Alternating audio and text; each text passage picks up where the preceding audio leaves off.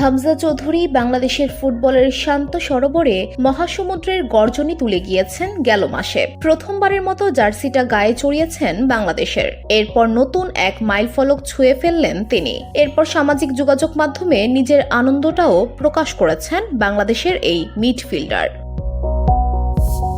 হামজাকে নিয়ে উন্মাদনাটা বহু আগে থেকেই ছিল।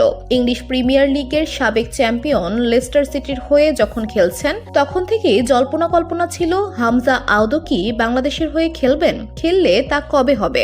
সে জল্পনা কল্পনার অবসান যখন ঘটল তখন দেখা গেল উন্মাদনার নতুন স্তর। সেটা হামজাও টের পেয়েছেন ভালোভাবেই। এরপর মাঠের খেলাতে তার পারফরম্যান্স সে উন্মাদনার আগুনে হাওয়াই দিয়েছে কেবল।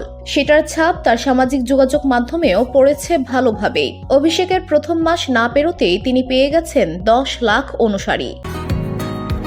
বসুন্ধরা, উত্তরা, বনশ্রী, কুড়িল ও বাড্ডা সহ রাজধানীর বিভিন্ন স্থানে অভিজাত ও অত্যাধুনিক মানের ফ্ল্যাট কেনার এক নির্ভরযোগ্য প্রতিষ্ঠান pleasant properties limited.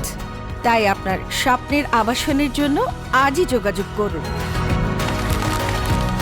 Pleasant Properties Limited, where destiny matches eventually.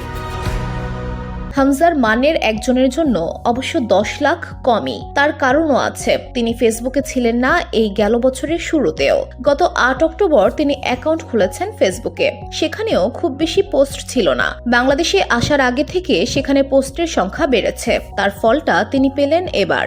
1 million বা 10 লাখ অনুসারী পেয়ে তিনি জানান, ফেসবুকে 1 মিলিয়ন ফলোয়ার, আলহামদুলিল্লাহ। সমর্থনের জন্য আপনাদের অসংখ্য ধন্যবাদ। আমি খুবই আনন্দিত। VOD Bangla news desk.